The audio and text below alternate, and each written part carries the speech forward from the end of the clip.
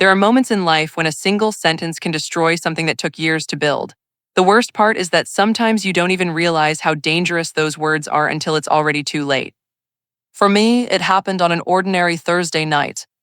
Nothing about that evening felt dramatic. Dinner was finished, the dishes were washed, and my husband Daniel had gone upstairs earlier than usual because he said he was tired. It had been a long week for both of us, so I didn't think much about it. Our house was quiet in the comfortable way it usually was after 10 o'clock. I sat on the couch scrolling through my phone when my friend Melissa called. She and I had known each other for years, and our late-night conversations had become a kind of habit. Sometimes we talked about work, sometimes about family, and sometimes about the parts of life we didn't talk about with anyone else. That night, the conversation started normally enough. But after a few minutes, Melissa asked a question that changed everything. "Are you actually happy?" she said. I laughed at first, assuming she was joking, but she repeated it more seriously. "With Daniel," she added. I remember leaning back into the couch, staring at the ceiling while I thought about the answer. Daniel and I had been married for 14 years. We had built a stable life together, a house, shared routines, comfortable habits. But happiness is a complicated thing. "It's fine," I said finally. Melissa didn't respond right away. She had always been good at hearing the parts of a sentence people don't say.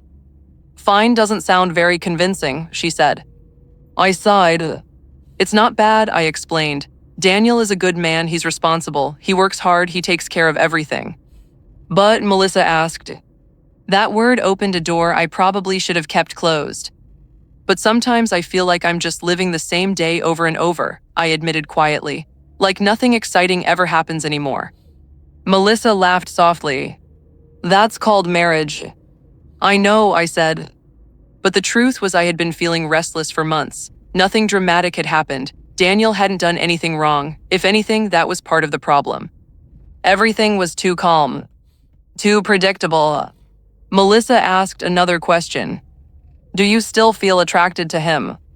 I hesitated, and that hesitation turned out to be the most dangerous moment of the entire night. "I mean, not the way I used to," I admitted. It was an honest answer, but honesty can sometimes be cruel when spoken out loud. Melissa began telling a story about another friend who had recently left her husband after years of feeling emotionally disconnected. I listened quietly, thinking about my own marriage in ways I usually tried not to. Then Melissa asked something that made me laugh again. "If you met Daniel today as a stranger, would you still fall for him?" The answer came out before I had time to filter it.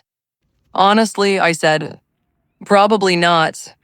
The moment those words left my mouth, I felt a strange sensation in my stomach. Not guilt exactly, just the uneasy feeling that comes when you say something a little too honest.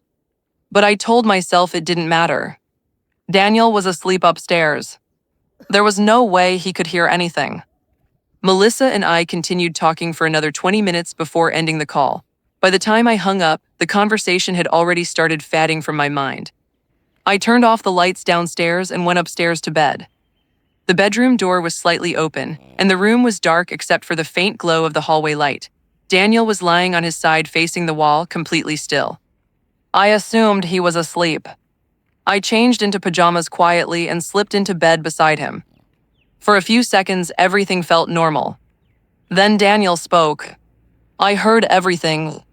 His voice was calm. Too calm. For a moment, I thought I had imagined it. "What?" I asked softly. Daniel slowly turned toward me in the darkness. I couldn't see his expression clearly, but I could feel the weight of his attention. "You said you wouldn't choose me again," he said. My chest tightened immediately. "I didn't mean it like that," I said quickly.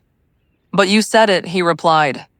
The silence that followed felt heavy and uncomfortable. I tried explaining that it was just a conversation with a friend, that people sometimes say things casually without thinking about how they sound. But Daniel didn't interrupt.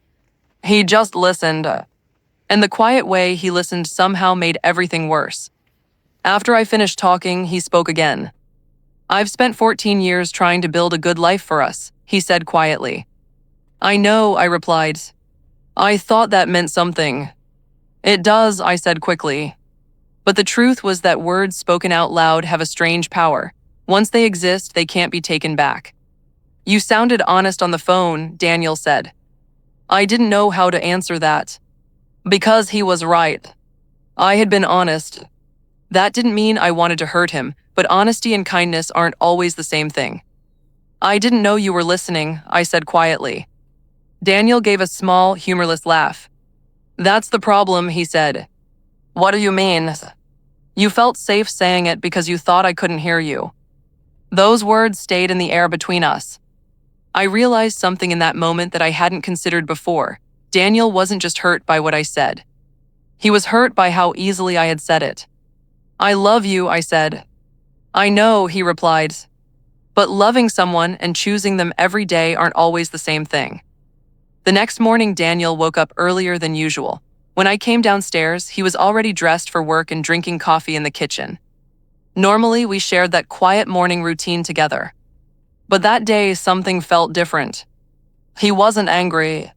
He wasn't shouting. He was just distant. Daniel, I said carefully. He looked up. Are we okay? I asked. He took a moment before answering. I don't know, he said honestly. And somehow that answer hurt more than if he had yelled at me. Because anger means emotion. Uncertainty means something deeper. For the rest of the week, things between us felt different. Not dramatically different, but subtly so. Conversations were shorter, silences were longer. It was like a crack had appeared in something that used to feel solid. One night, a few days later, Daniel said something that stuck with me. I think everyone eventually says what they really feel, he said. Sometimes it just takes the right moment. I understood what he meant. That single sentence I had spoken on the phone had revealed something I didn't even fully understand myself. Marriage isn't just built on love. It's built on the belief that the person beside you would still choose you if given the chance again. And that night when I thought my husband was asleep, I accidentally told him something that made him question that belief. I thought he couldn't hear me, but he heard everything.